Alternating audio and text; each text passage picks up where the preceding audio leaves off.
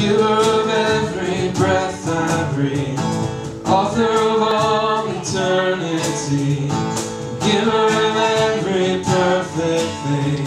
To you be the glory, maker of heaven, and because I'm alive in you,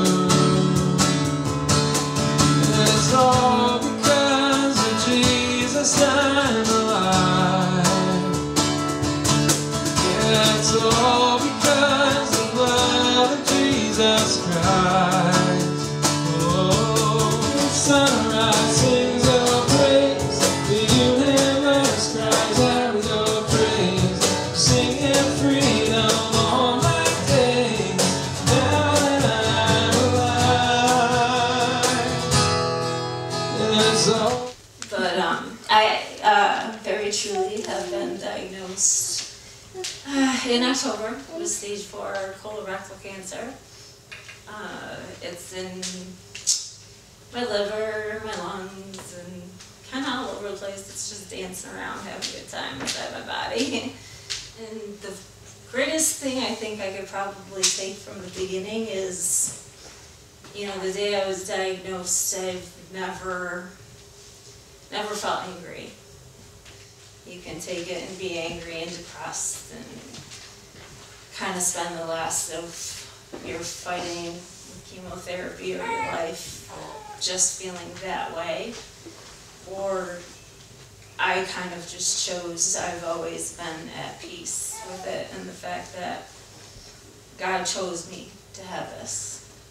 And He chose me because He felt I was strong enough to do something with it and to make something positive out of it, which I think is probably the most important message in a legacy to begin with.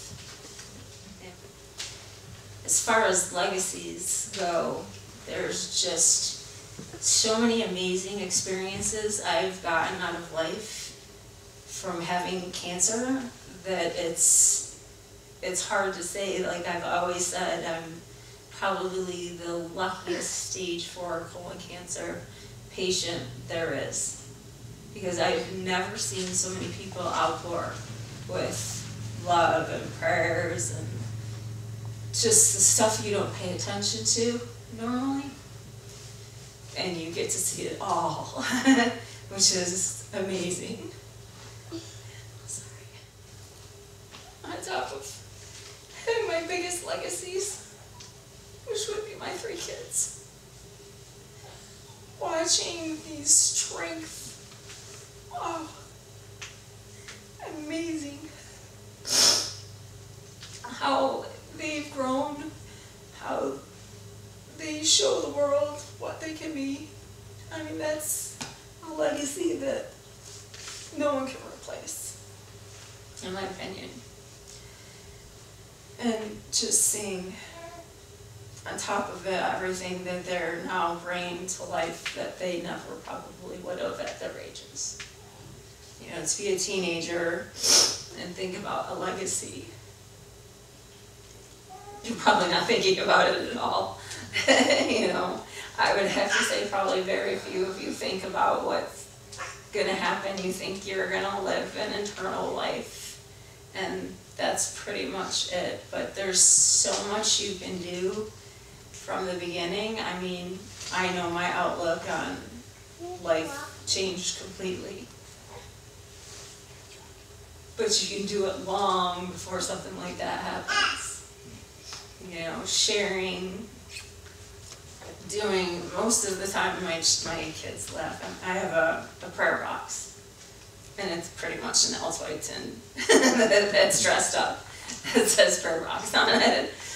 But it's a really cool thing. It's got all these notepads in it, and you know, it's got like a little poem. You say what prayer you want to give today. And for me, my biggest legacy is to make sure that I'm praying for somebody else. It's not about me. It's not, you know, I pray for my children, but someone totally I may not even know, a complete stranger that I heard about, or that I heard about in church, that may need my prayer that I'm not here for. Because a legacy is something that, in my opinion, shouldn't be out there, hey, wow, I did great, I did this, and that's good to do all of those great things, but it should be more about something that, for me, is unseen. Just making someone's day because you can. You know, being strong for someone else because you can. Because I feel that that's why I was chosen to have us. To show people that you can do so many positive things in bad situations. It doesn't have to be, you know, the end of the world or the end of your life. You know, I spend, obviously, a great deal of quality time right now with family and friends, but for me, I'd be happy spending every day volunteering for people I didn't know. Because that's really where you make a difference. And I think that's really where God would want us to make a difference.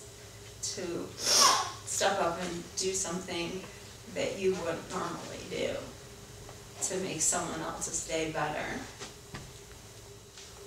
Really, my biggest piece is never ever think that life can bring you down, because God is always going to make it right. You can always have peace with Him. There's always a reason for what's happening.